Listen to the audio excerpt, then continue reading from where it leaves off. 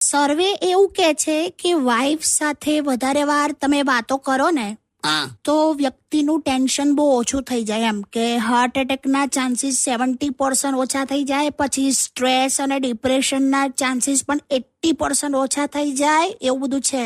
પણ એટલે કોની વાઈફ સાથે બેસીએ તો એવું થાય? વે આપણે એવું કઈ કીધું હશે ને? એ તો હવે પોતપોતાની વાઇફ જ હોય ને યાર. હાલી હારું ચાલ. દર વખતે આવું કરે જ બોલ. કોઈ દિવસ વેલ્યુ તો રાખો.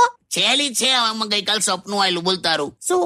ગઈકાલે મેં તને સપનામાં જોઈ એમ? શું જોયું? કે આપણે છે ને આમ સમુદ્રમાં છે, આમ એકદમ મોટું તોફાન આવ્યું અને હું સમુદ્રમાં પડી ગયો. હાય હાય, પછી ત્યાં મને બચાવી લીધો એમ. સાચે?